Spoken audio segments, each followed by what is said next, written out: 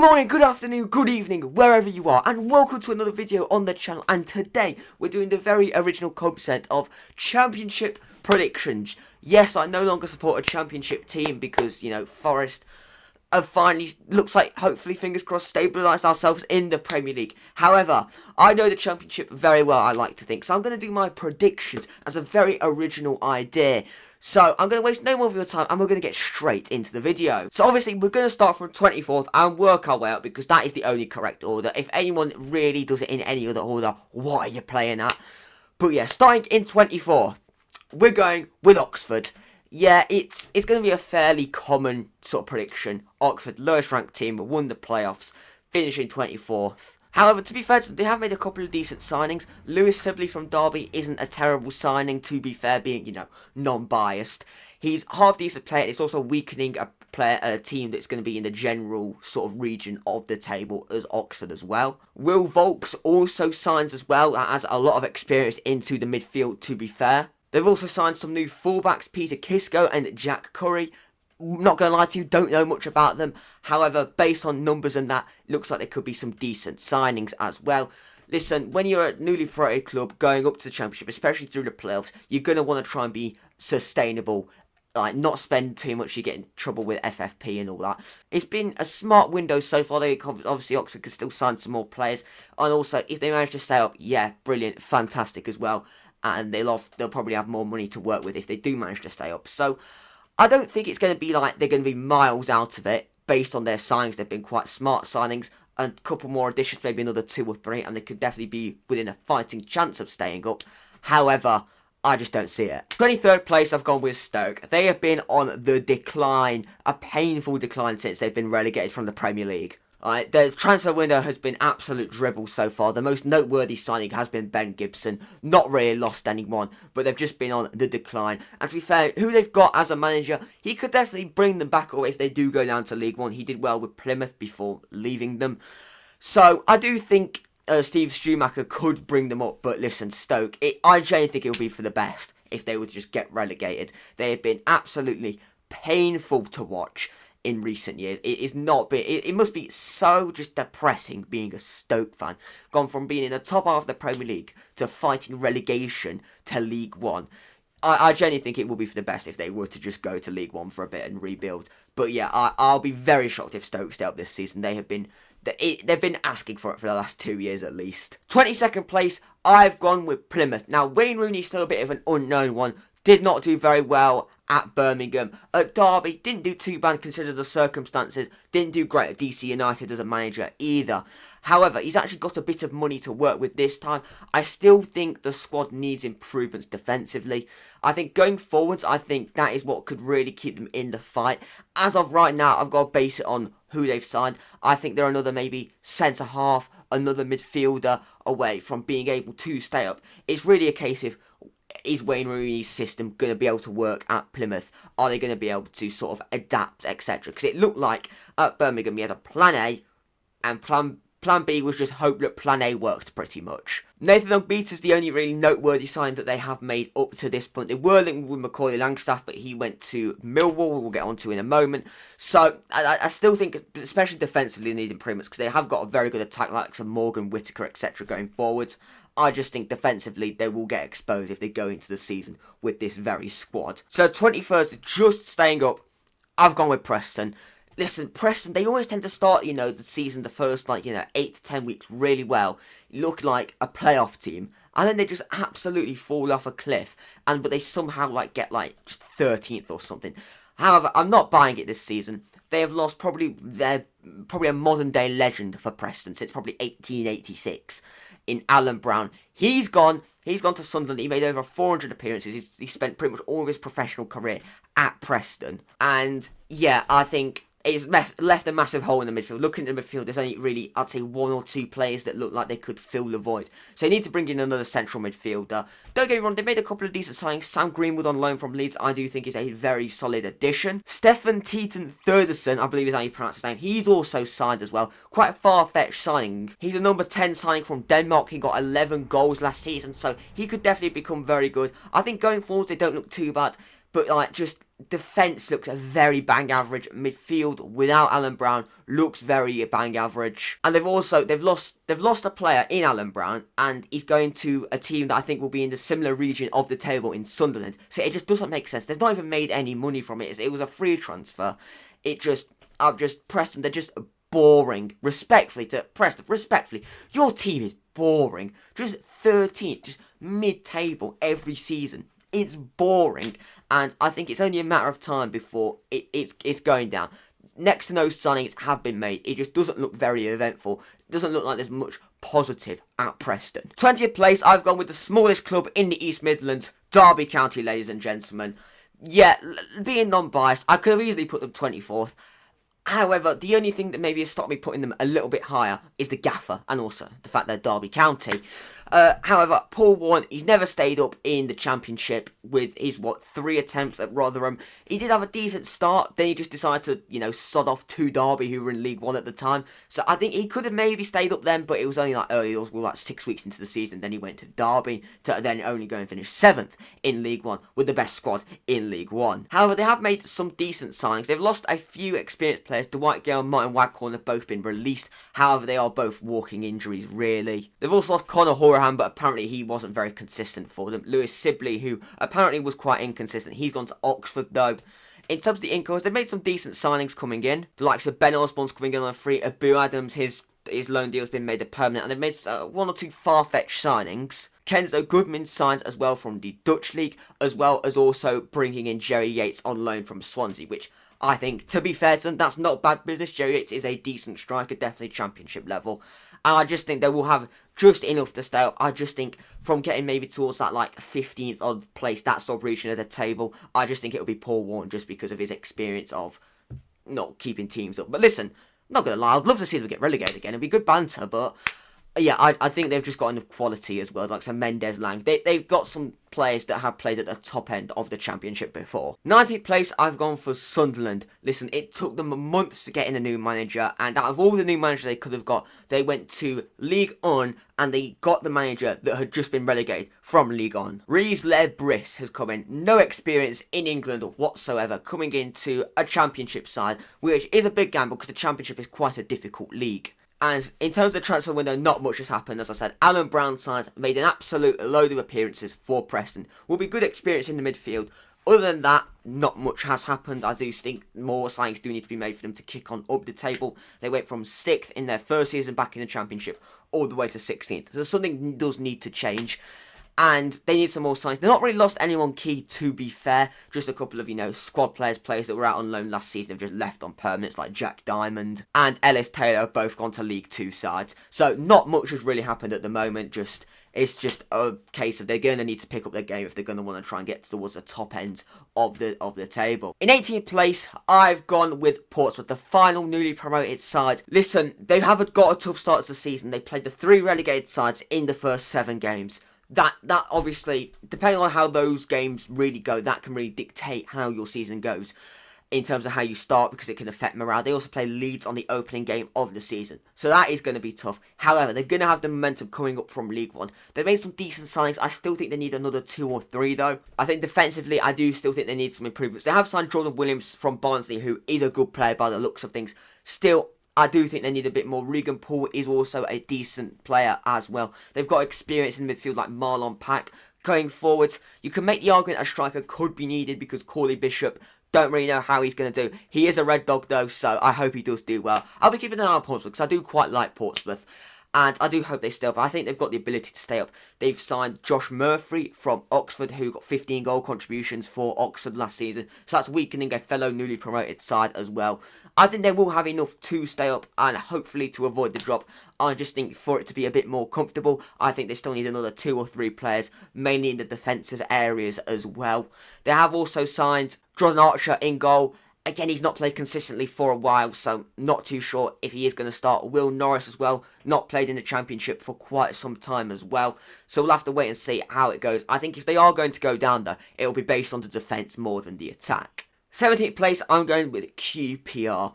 I don't think there'll be loads of issues of getting relegated. They have, they've gone through a big change in terms of getting rid of a lot of experienced players. The only really senior players I can really see that they've got are Steve Cook and Jack Colback. Begovic is gone, Adoma's gone, Dazel's gone as well. So they have lost a lot of, staple players that have been at QPR over the last couple of years. They have signed Liam Morrison from Bayern Munich's second team, though, 21, young centre-half, which I don't think is too bad at all. They've signed Paul Nardi from Ghent as a goalkeeper, a slightly younger option instead of Begovic, now he's left. Also signed Herverton from a Portuguese team as another right-back. So it'll be interesting to see how it goes. I still think they need a bit more if they want to try and kick on up the table again. So it looks like they're going through a bit of a transition in terms of getting rid of some experienced players and bringing in some more youthful players, which I do think is quite smart, to be fair to them. However, you do need a lot of experience. They still have Colback and Steve Cook as the main two senior players, but again, they've not been at the club for that long, to be fair. So it'll be interesting to see how it does go. 16th place, I've gone with Blackburn. They have really, and I'm not joking, they have done next to nothing in the transfer window.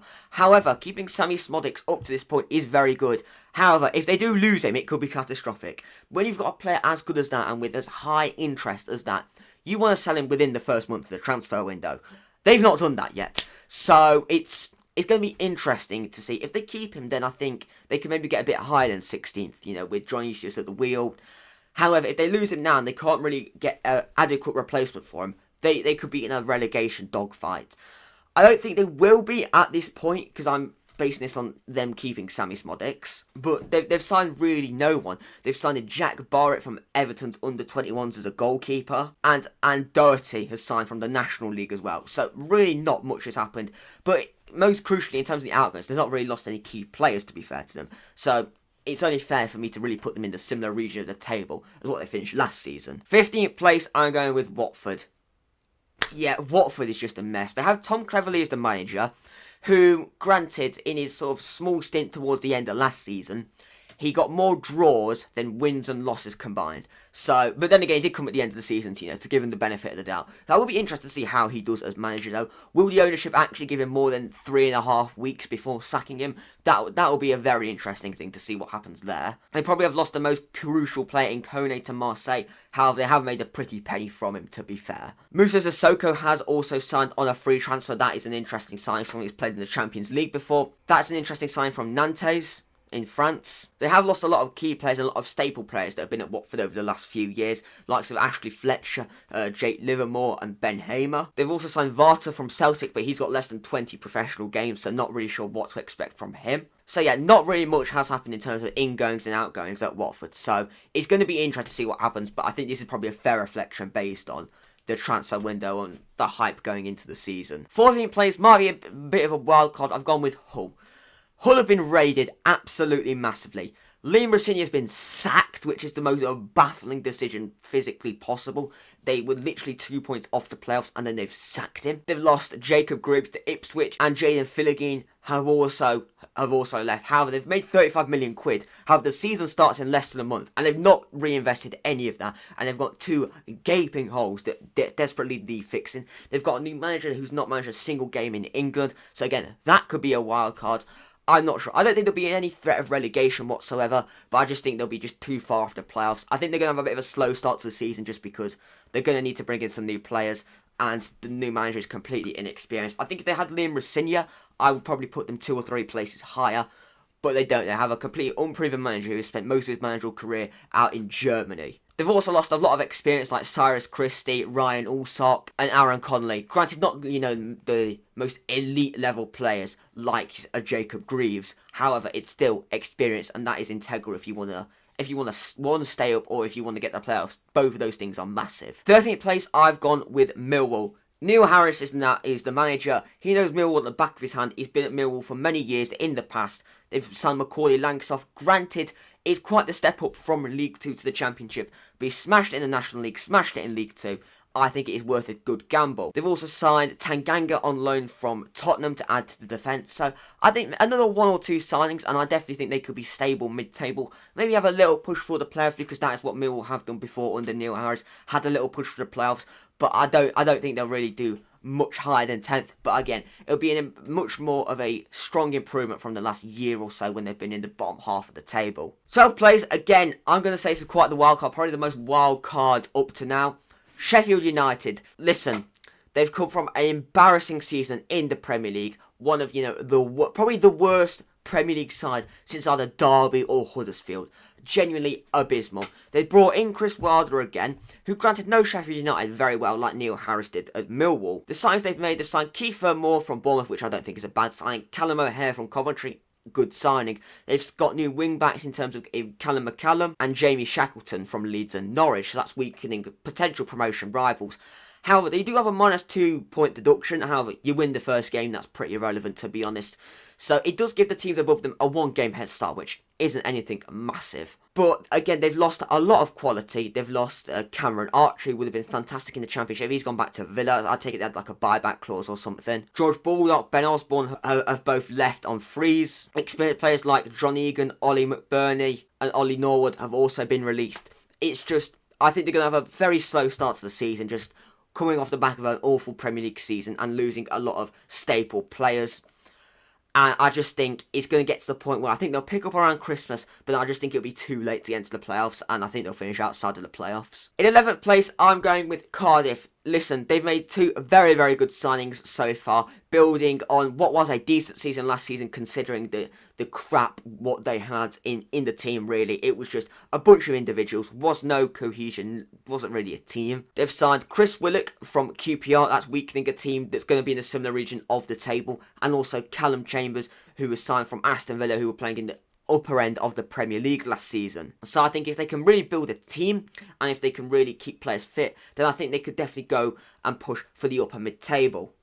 However, I'm not too sold on the manager, not really got loads of experience, and despite not having a bad finish, there was points where Cardiff just looked like an amateur team.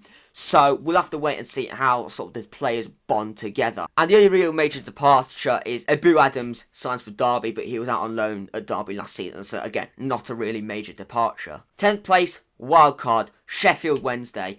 Listen, I was going to put them a little bit lower, but then I looked into their transfers and, the way they ended last season, I think they're going to have a very good season. Jamal Lowe signs. The most loyal man in football, Max Lowe, signs. They've signed Chalobah from West Brom, who is a very, very good central midfielder. They've signed Jan Valery, who's played in the Premier League. They've signed a couple of wildcard players from slightly far-fetched divisions. Oda Kabachi signed from Poland. Savante Ingleson signed from Germany. I imagine the manager sort of had some connections there because he's also German. And also, as some more experienced, Ben Hamer signs as well on a free. They've lost some slightly, more seasoned players that they've had for quite a while. Cameron Dawson's left. He's joined Rotherham. George Byers has gone to Port Vale. Reece James has also gone to Rotherham. So they have lost some players that have been at the club for quite a while. However, I do think they've definitely improved the squad massively. And I do think they could definitely get within this region of the table, the sort of, 9th to 13th sort of positions. And that'll be a very massive improvement from. It looked like they were down and out after 15 games last season. So they've done incredibly well to sign some top players like Jamal Lowe, as I said. And I think they could have a very, very good season. 9th place, I'm going with Swansea. They had a very impressive second half of the season under Luke Williams. And I think they could definitely get a push towards the playoffs. I still think they need some more players, maybe like another 3 or 4, if they want to try and break into the playoffs. However, I can see potential in Swansea. They've signed Goncalo Franco, who was linked with Man United a few years ago as well. Most tackles in Portugal as well. Looks like a very, very good midfielder. Ji Sung also signed from South Korea. And again, don't know much about him. Could be a bit of a flop, could also be a really underrated player that no one really heard of. So I do think, 9th place would be a massive improvement on what they had under Michael Duff as well, and they're really striving to get back into the playoffs. 8th place, I'm going with Bristol City. It's just almost impossible for this team to get the playoffs. However, they've not sold Tommy Conway yet.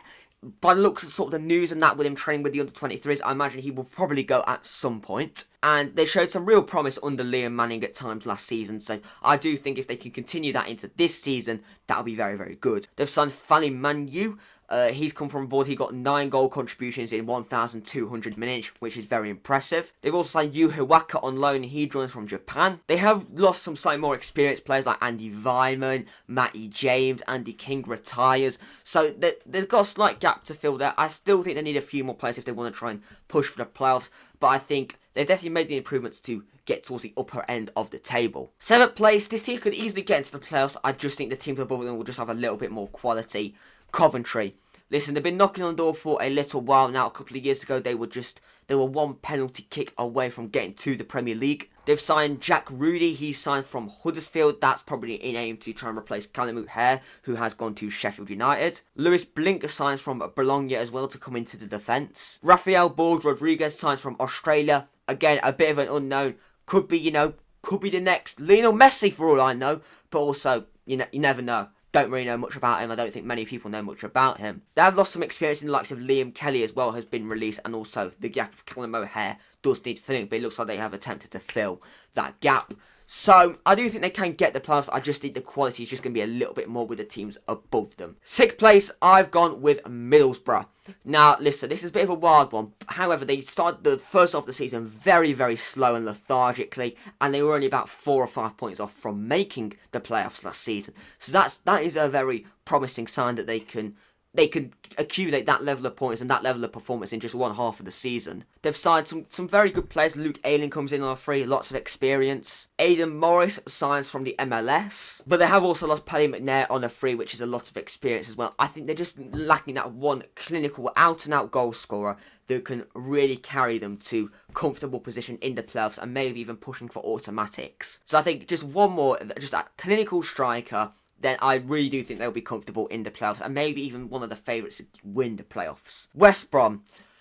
Now, I think they've not really gained too much. They've not gained any little. However, I do think the squad is comfortably better than the one that Carlos Corberán led to the final with Huddersfield. They've signed Torben Hagen from the Swedish League. Again, a bit of a far-fetched player. However, he could be very, very good. Osman Diakite signs from Hatterberg. And the only really most noteworthy watch, I would say, is Chalobah. He's the only real noteworthy player that they have lost. He's gone to Sheffield Wednesday. And they have lost some experience in the likes of Matt Phillips and Adam Reach. They've all been released, though. So I just think with Carlos Corberán's experience in and around the playoffs and him doing better with arguably worse squads, I do think they have got enough to make the playoffs and definitely get towards the final. In 4th place, I've gone with Leeds. The only reason I put them this high is Daniel Farke. He just knows how to get the top 6 in the Championship. They have lost a lot of key players though. Archie Gray's departed, Luis Sinacera's departed. I imagine probably another player or two will depart. They have signed Joe Rodon, which is a very impressive centre-half signing. I think they still need a few more signings. Again, maybe 4th is a little bit high. I think some people would put them outside the playoffs and I wouldn't blame them for that. They need some more depth. They need some more replacements to come in. But they've still got plenty of time to do that before the transfer window does close. Just the season starts soon, so it just gives the players more time to gel and get used to each other. They have lost some experienced players like Luke Ayling as well. That is a big loss. Also, Charlie Cresswell has departed, someone who's been at the club for quite a while as well. However, I just think Daniel Farke and the overall quality that they do have will be enough to get them into the playoffs. 3rd place, I've gone with Norwich.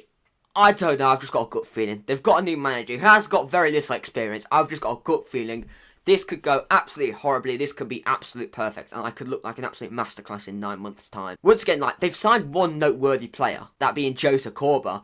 Then again, Adam Ida's coming back, from a very successful second half of the season loan spell at Celtic. So you'll have to wait and see. That could, again, go quite well. That could, again, not go so well with starting him regularly. I'm really not sure. It's just a gut feeling that I've got with Norwich. There isn't really any facts to back it up, really, other than, they're normally quite competitive in the Championship.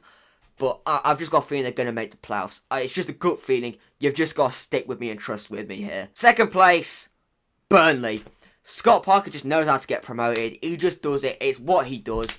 So that is really what I'm going with here. I don't think that's a very unpopular thing to say. Mike Tressa has signed his most noteworthy signing, 16 million quid, making his loan deal permanent. Lucas Pires signs as a left-back option. Maximine Esteve also signs from France as well as a centre-half option. They have spent a lot of money on these players though. They have signed a new striker from Caen in France. Andreas Hunchelung, I butchered his surname. Sorry, Andreas, mate. I'm sure you're watching this. Really sorry, bud. He scored 16 goals in 39 last season. So, again, a bit of an unknown in terms of coming to England. We'll have to wait and see how he does. They have lost Bailey Peacock-Farrell. He's gone to Birmingham. They lost Arno Muric, who did very well last time they were in the Championship. He's gone to Ipswich for 8 million quid. They've also lost long-term servant Charlie Taylor. He's gone on a free transfer to Southampton. But yeah, overall, I just think Parker's got the experience and they've got the quality of squad to just get that promotion spot. Therefore, winning the league, Luton Town. They manifested, it was inevitable they were going to get relegated, and no beating around the bush. They were one of the worst Premier League sides ever. However, the overall quality of squad, it was sort of, if we go down, it's sustainable. We've got one of the best squads in the Championship to come straight back up. And, if we stay up in the Premier League, woo, fantastic, we can go and spend more money. So, it was a smart plan, to be fair. It was always going to be an uphill battle to stay up. However, they've got a very, very good Championship squad. Courtney Morris, fantastic player. Kaminsky, very good goalkeeper. They've not really, lost anyone that is, a major. Ross Barkley, he was one that was always going to leave if they went down. He's gone to Villa for about £5 million. Again, it was one of those. He was always going to leave if Luton went down. It was sort of a win-win. It was a free transfer for them, and if you played well, fantastic. We've made profit. That's sort of what they would have gone with. Rob Edwards, I think, is a fantastic manager, to give him his credit, and he's done, he did very well to, get them up and give them within a fighting chance of staying up, and I think they will definitely get automatic promotion next season. Thank you for watching this video, though, my Championship predictions. Feel free to leave a like and subscribe on the video. Thank you for 600 subscribers as well. That is greatly appreciated. And yes, thank you for watching. Feel free to leave your predictions in the comment section down below, and I will see you all in the next video. Goodbye.